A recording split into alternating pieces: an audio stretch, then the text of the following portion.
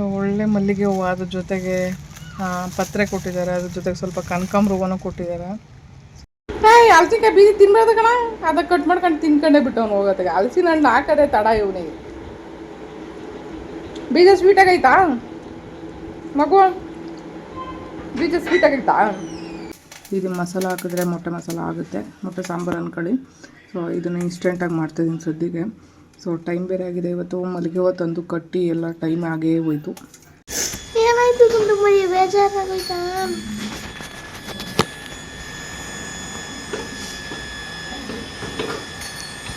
ಏನಲ್ಲ ನೆಕ್ಸ್ಟ್ ನಾನೇ ಹೇಳ್ದೆ. ಯಾವಾಗಲೂ ಮೊಬೈಲು ಟಿ ವಿ ಈ ಥರನೇ ಇರ್ತಿದ್ದೆ. ಇವಾಗ ನೋಡಿ ಯಾವ ಮಟ್ಟಕ್ಕೆ ತಂದುಬಿಟ್ರು ನನ್ನ ಆತ ಇವತ್ತೇ ಬರ್ತಾ ಅವನೇ. ಹೆಲ್ತಿ ಫುಡ್ ಇದು ಒಂದೇ ಅಂತ ಅನಿಸ್ತೈತೆ ನೀನು ತಿಂತಾ ಇರೋದು. ಇದೆಲ್ಲ ಖಾರ ತಿನ್ನೋದು, ಎಲ್ಲ ಕೂದಲು ಉದುರಿಸ್ಕೊಳ್ಳೋದು, ಬೋಡ ಗುಂಡ ಹಾಕ್ಬಿಡೋದು, ಇದೇ ಕೆಲಸ ನೀನು. ಹೆಂಗಿರುತ್ತೆ ಸ್ಪೈನ್ ಇಂಜುರಿ ಅವ್ರದ್ದು completely bed ridden situation. So ನಾನು ಹೊರಗಡೆ ಬಂದು ಜೀವನ ಮಾಡ್ತಾಯಿದ್ದೀನಿ. ಬಟ್ ಒಂದೊಂದು ಸಾರಿ ನಾನು ಬೆಡ್ ರಿಡನೇ ಅಲ್ವಾ, ನಾನು ಇಷ್ಟೊಂದು ಕೆಲಸ ಎಲ್ಲ ಮಾಡಬೇಕಾ ಅಂತ ಅನಿಸುತ್ತೆ. ವಿಧಿ ಇಲ್ಲದೆ ನಾರ್ಮಲ್ ಮನುಷ್ಯ ಥರ ವರ್ಕ್ ಮಾಡ್ಕೊಂಡು ಬದುಕ್ತಾಯಿದ್ದೀನಿ ನಾನು.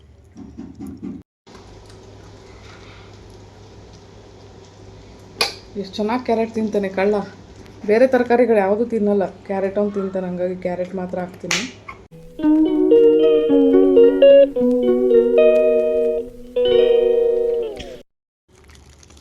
ಬೆಳಿಗ್ಗೆ ಎದ್ದಿದ್ದು ಲೇಟು, ಆಮೇಲೆ 3-4 ಡೇಸಿಂದ ಪೀರಿಯಡ್ಸ್ ಟೈಮ್ ಇರೋದ್ರಿಂದ ಸ್ವಲ್ಪ ಬೆಳಗ್ಗೆ ಹೊತ್ತು ಎದ್ದೊಳಕ್ಕಾಗ್ತಾಯಿಲ್ಲ.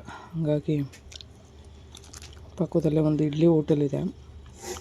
ಸೊ ಅಲ್ಲಿಂದ ತಂದು ಪೂರ್ವಿ ನಾನು ತಿಂತೀವಿ. ಸೊ ಕೆಲವೊಮ್ಮೆ ತಿಂಡಿಗಳು ಮಾಡ್ಕೊಳ್ಳೋದಕ್ಕೆ ಕಷ್ಟ ಆಗುತ್ತೆ, ಬೆಳಗ್ಗೆ ಹೊತ್ತು ಎದ್ದೊಳಕ್ಕಾಗಲ್ಲ. ಸೊ ಹೆಲ್ತ್ ಪ್ರಾಬ್ಲಮ್ ಇದ್ದಾಗಂತೂ ಸಿಕ್ಕಾಪಟ್ಟೆ ಕಷ್ಟ. ಸೊ ಅಂಥ ಟೈಮಲ್ಲಿ ನಾನು ಬೆಡ್ ಮೇಲೆ ಬ್ರಷ್ ಮಾಡಿಬಿಟ್ಟು ಬೆಡ್ ಮೇಲೆ ತಿಂತೀನಿ ನಾವು.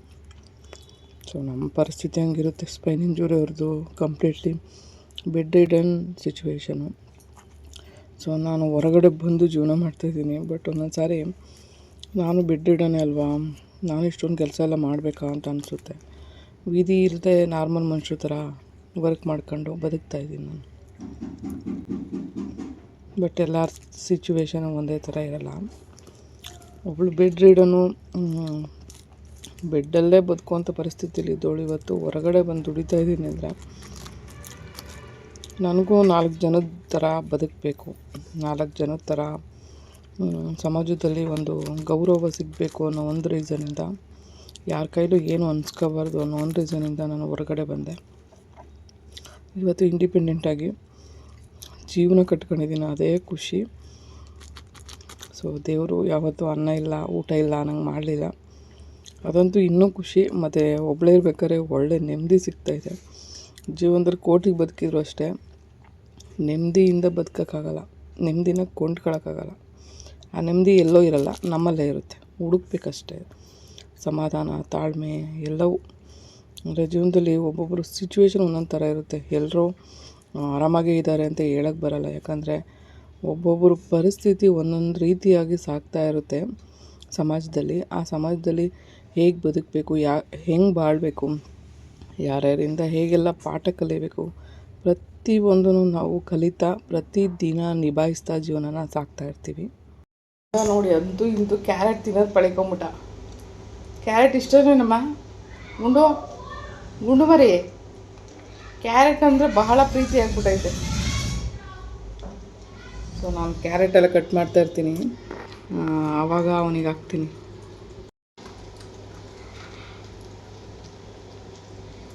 ಎಷ್ಟು ಚೆನ್ನಾಗಿ ಕ್ಯಾರೆಟ್ ತಿಂತಾನೆ ಕಳ್ಳ. ಬೇರೆ ತರಕಾರಿಗಳು ಯಾವುದೂ ತಿನ್ನಲ್ಲ, ಕ್ಯಾರೆಟ್ ಅವ್ನು ತಿಂತಾನೆ. ಹಂಗಾಗಿ ಕ್ಯಾರೆಟ್ ಮಾತ್ರ ಹಾಕ್ತೀನಿ. ಕ್ಯಾರೆಟ್ ಕಟ್ ಮಾಡುವಾಗ ಹಾಕ್ತಾಯಿರ್ತೀನಿ. ಗುಂಡು ಗುಂಡು ಗುಂಡು ಗುಂಡ ಕ್ಯೂಡ್ ನನ್ನ ಮಗನೇ, ತಿನ್ನುವಾಗ ಕೇಳಿಸೋದೇ ಇಲ್ಲಲ್ಲ ಇವನಿಗೆ. ತಿನ್ನ.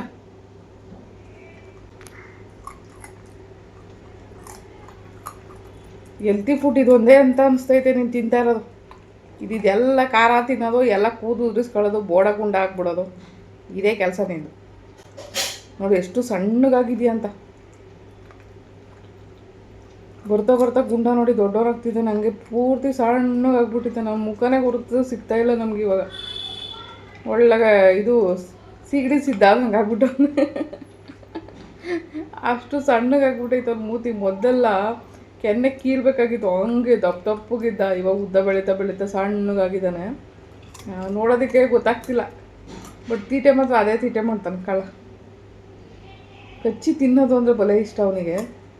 ಕ್ಯಾರೆಟ್ ಒಂದೇ ಇದರಲ್ಲಿ ವೆಜ್ಜಲ್ಲಿ ತಿನ್ನೋದು ಮಗು. ಇಡ್ಲಿ, ಬಿಸಿ ಬಿಸಿ ಇಡ್ಲಿ ಅಂದರೆ ಬಲೇ ಇಷ್ಟ ಗುಂಡಂಗೆ. ಇಡ್ಲಿ ತರಿಸ್ದಾಗೆಲ್ಲ ತಿಂತಾನೆ.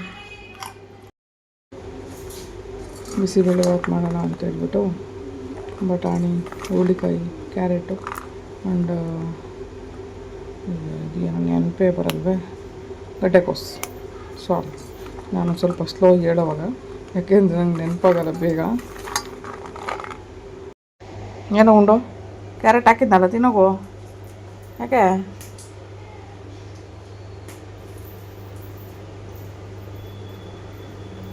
ಏಯ್ ಆಟ ಆಡೋಕ್ಕೆಲ್ಲ ಕೊಟ್ಟೆ ತಿನ್ನೋಕ್ಕೆ. ಅದೇ ಒಂದು ತಿನ್ಬಿಟ್ಟ, ಇನ್ನೊಂದು ಆಟ ಆಡ್ತಾವನು ಇವಾಗ. ಓಹೋ, ಫೇವ್ರೆಟ್ ತರಕಾರಿ ಕ್ಯಾರೆಟು.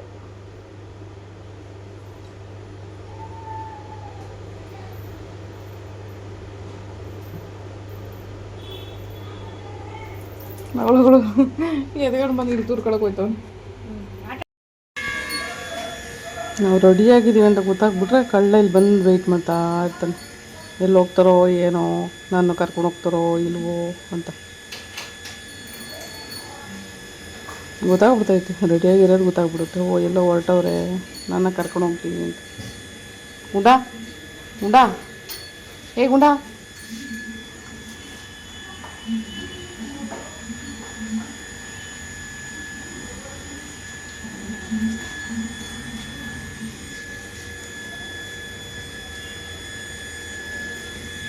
ಗಾಡಿ ಹಾಕಿರ್ತೀನಿ ಅಲ್ಲೇನು ಲೇಟ್.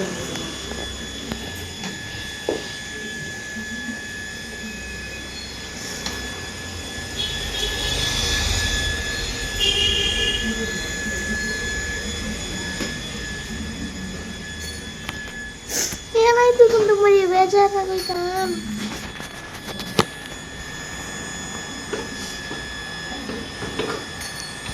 ಏನಲ್ಲ ನೆಕ್ಸ್ಟ್ ರನ್ನೇ ಹೇಳ್ದೆ.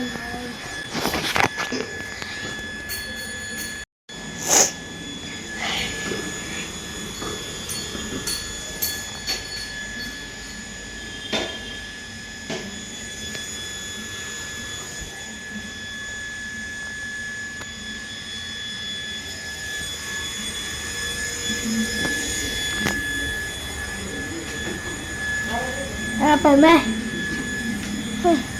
ಬಾಯ್ ಬಾಯ್ ಗುಂಡು ಮರಿ. ಬಂದೆ ವಿಡಿಯೋ ಮಾಡ್ತೀವಿ.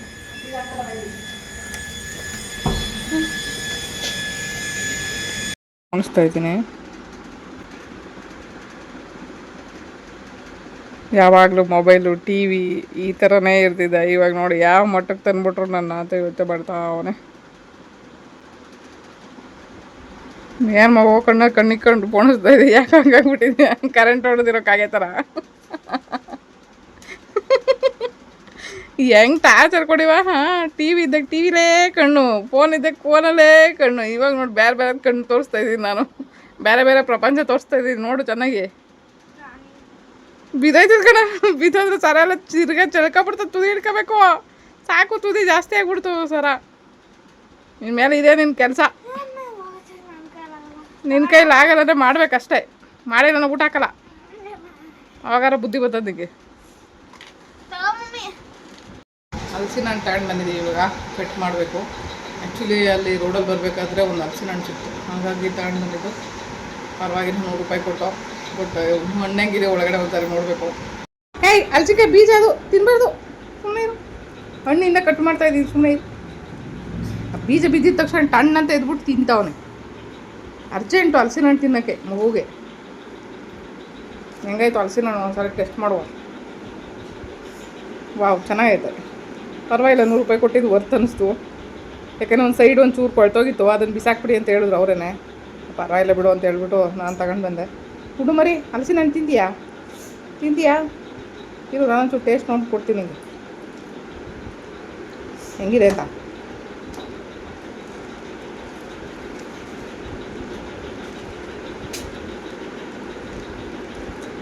ದಪ್ಪ ಇಲ್ಲ ಅಷ್ಟೇ, ಬಟ್ ಸ್ವೀಟ್ ಆಗಿದೆ, ಚೆನ್ನಾಗಿದೆ.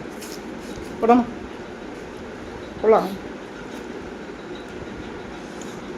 ಕೂಚ, ಕೆಳಗಡೆ ಕೂಚ. ಹಲಸಿನ್ಕಾಯಿ ಬೀಜ ತಿನ್ಬಾರ್ದು ಕಣ, ಅದಕ್ಕೆ ಕಟ್ ಮಾಡ್ಕೊಂಡು ತಿನ್ಕೊಂಡೇ ಬಿಟ್ಟು ಅವ್ನು ಹೋಗೋತ್ತಾಗ. ಹಲಸಿನ ಹಣ್ಣು ಹಾಕದೆ ತಡ ಇವನಿಗೆ. ಬೀಜ ಸ್ವೀಟ್ ಆಗೈತಾ ಮಗು? ಬೀಜ ಸ್ವೀಟ್ ಆಗೈತಾ?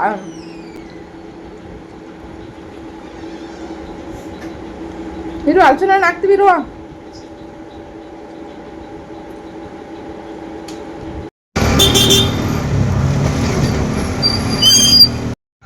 ಆ್ಯಕ್ಚುಲಿ ಇಲ್ಲೊಂದು ಕಡೆ ಮನೆ ನೋಡೋಕೆ ಬಂದಿದ್ದು, ಬಟ್ ಏನು ಮಾಡೋದು ಗೊತ್ತಾಗ್ತಿಲ್ಲ. ಎಲ್ಲ ಕಡೆ ಹುಡುಕಿ ಹುಡುಕಿ ಹುಡುಕಿ ತಲೆ ಕೆಟ್ಟೋಗ್ಬಿಟ್ಟೈತೆ ನನಗೂ.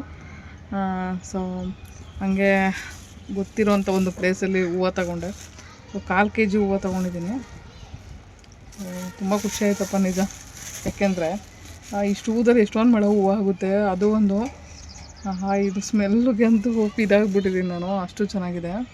ಸೊ ಒಳ್ಳೆ ಮಲ್ಲಿಗೆ ಹೂವು, ಅದ್ರ ಜೊತೆಗೆ ಪತ್ರೆ ಕೊಟ್ಟಿದ್ದಾರೆ, ಅದ್ರ ಜೊತೆಗೆ ಸ್ವಲ್ಪ ಕನಕಾಂಬ್ರ ಹೂವನೂ ಕೊಟ್ಟಿದ್ದಾರೆ.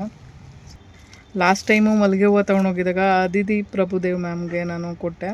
ಸೊ ಖುಷಿಯಿಂದ ಇಸ್ಕೊಂಡ್ರು ಹೂವನ ಒಂದು. ಬಟ್ ಈ ಹೂವು ಏನು ಗೊತ್ತಾ, ಈ ಹೂವು 7 ಎಳೆಯಲ್ಲಿ ಹರಳೋ ಅಂಥ ಹೂವು. ನೋಡಿ ಮೊಗ್ಗು ಎಷ್ಟು ದಪ್ಪ ಇದೆ ಅಂತ. ಅದಕ್ಕೆ ಇದು ಸ್ಮೆಲ್ಲು ಸಖತ್ತಾಗಿ ಮನೆ ತುಂಬ ಹರಡುತ್ತೆ. ಅದಕ್ಕೆ ಹೂವನ್ನು ನಾನು ಬಿಡ್ತಾಯಿಲ್ಲ. ಅಲ್ಲಿ ಇಲ್ಲಿ ಬಂದಾಗೆಲ್ಲ ಇಲ್ಲಿ ತೊಗೊಂಡೋಗ್ತಾ ಇರ್ತೀನಿ. ಸೊ ನಿಯರ್ ಬೈಯೇ ಬರ್ತೀನಲ್ವ, ಹಂಗಾಗಿ ತೊಗೊಂಡೋಗುವಂಥದ್ದು. ಬಟ್ ಎಷ್ಟು ದಿನ ಹೂವು ಅಲ್ಲಿ ಬೆಳೀತಾರೆ ನನಗೂ ಗೊತ್ತಿಲ್ಲ. ಸೊ ಇರೋಷ್ಟು ದಿನ ಕೊಡ್ತಾರೆ ಅನ್ನೋದೊಂದು ನಂಬಿಕೆ ಅಷ್ಟೇ. ಹೋಗಿ ಬಂದು ತೊಗೊಂಡೋಗೋದು. ಅದ್ರ ಜೊತೆಗೆ ಪೂಜೆಗೆ ಮಲ್ಲಿಗೆ ಹೂವು ಹಾಕ್ಬೇಕು, ಅದರಲ್ಲೂ ರಾಯರಿಗೆ ಮಲ್ಲಿಗೆ ಹೂವು ಹಾಕಿದ್ರೆ ಸಖತ್ತಾಗಿರುತ್ತೆ. ಏನೋ ಗೊತ್ತಿಲ್ಲ, ರಾಯರಿಗೆ ಮಲ್ಲಿಗೆ ಹೂವು ಇಷ್ಟನೋ ಏನೋ ಗೊತ್ತಿಲ್ಲ. ಬಟ್ ಮಲ್ಲಿಗೆ ಹೂವು ಹಾಕ್ದಾಗ ಸಿಕ್ಕಾಪಟ್ಟೆ ಒಂಥರ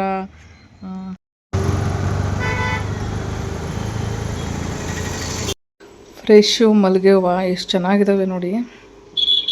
ಆ್ಯಕ್ಚುಲಿ ಇವಾಗಷ್ಟೇ ತಗೊಂಡು ಬಂದೆ. ಘಮ ಘಮ ಅಂತ ಇದೆ, ಇನ್ನೂ ಅರಳಿಲ್ಲ ಹೂವು.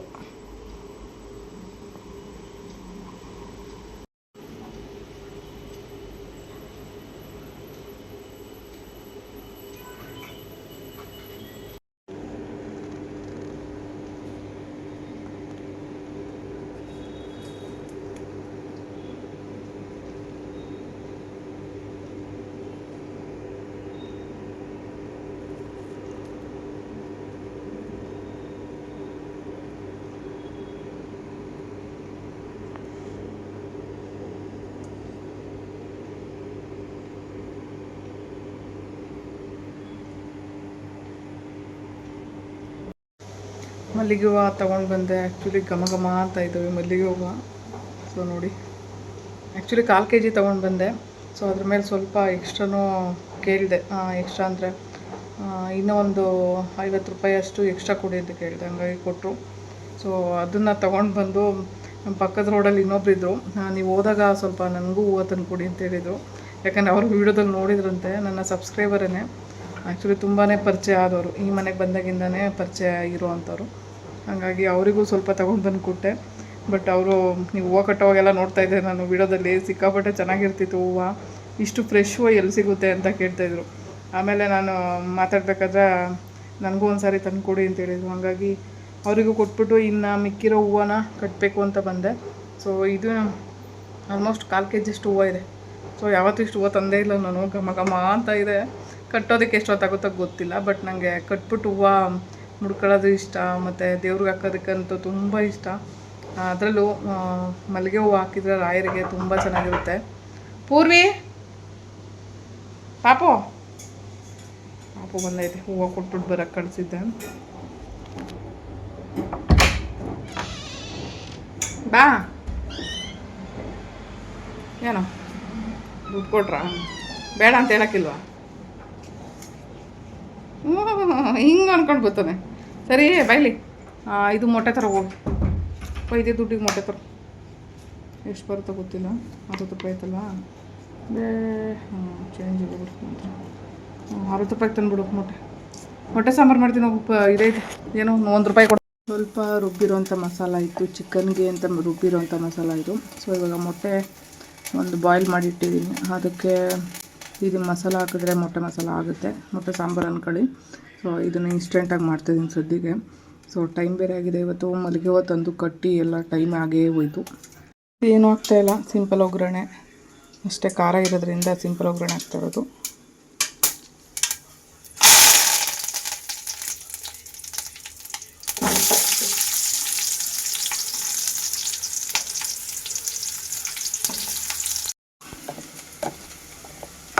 ಸ್ವಲ್ಪ ಮಸಾಲ ಹಾಕ್ತೀನಿ, ಜಾಸ್ತಿ ಬೇಕಾಗಿಲ್ಲ.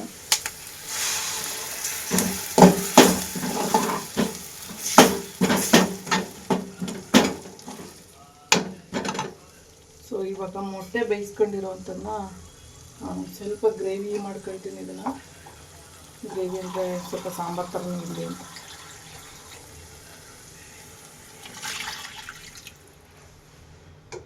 ಸಾಕು, ಜಾಸ್ತಿ ಬೇಕಾಗಿಲ್ಲ. ಇವಾಗ ಆಲ್ರೆಡಿ 10:30 ಟೈಮು. ಜಾಸ್ತಿ ಸಾಂಬಾರು ಮಾಡಿದ್ರೆ ವೇಸ್ಟ್ ಆಗುತ್ತೆ, ಹಾಗಾಗಿ ಜಾಸ್ತಿ ಬೇಕಾಗಿಲ್ಲ. ಸೊ ಮೊಟ್ಟೆನ ಬೇಯಿಸಿರೋಂಥದ್ದನ್ನ ಕಟ್ ಮಾಡಿ ಹಾಕಿದ್ದೀನಿ, ಕುದೀತಾ ಇದೆ. ಸೊ ಇನ್ಸ್ಟೆಂಟ್ ಸಾಂಬಾರು ರೆಡಿ ಆಯಿತು ಸದ್ಯಕ್ಕೆ. ಸೊ ಇವಾಗ ಮುದ್ದೆಗೆ ನಾನು ಇಟ್ಟಿದ್ದೀನಿ. ಬಟ್ ಇದು ಮೊಟ್ಟೆ ಬೇಯಿಸೋಕ್ಕೆ ಇಟ್ಟಿರೋವಂಥ ಒಂದು ಇದು, ಅದಕ್ಕೆ ತೊಳೆದ್ರೂ ಹೋಗಿಲ್ಲ ಇದು. ಸೊ ಚೆನ್ನಾಗಿ ನೀರು ಕಾಯ್ಸೋಕ್ಕೆ ಇಟ್ಬಿಟ್ಟಿದೆ, ಹಂಗಾಗಿ ಆ ಥರ ಆಗಿಬಿಟ್ಟಿದೆ. ಆ್ಯಕ್ಚುಲಿ ಮೊಟ್ಟೆ ಇಡೋಕ್ಕೆ ಬೇಯಕ್ಕೆ ಇಟ್ಬಿಟ್ಟು ಮರ್ತೋಗ್ಬಿಟ್ಟಿದ್ದು, ಲೈವ್ ಹೋಗ್ಬಿಟ್ಟಿದೆ. ಹಾಗಾಗಿ ಅದು ಪಾತ್ರೆ ಹಂಗಾಗ್ಬಿಟ್ಟಿದೆ. ಈಗ ಮುದ್ದೆ ಮಾಡಿಬಿಟ್ಟು ಮೊಟ್ಟೆ ಸಾಂಬಾರಲ್ಲಿ ತಿನ್ನಬೇಕು.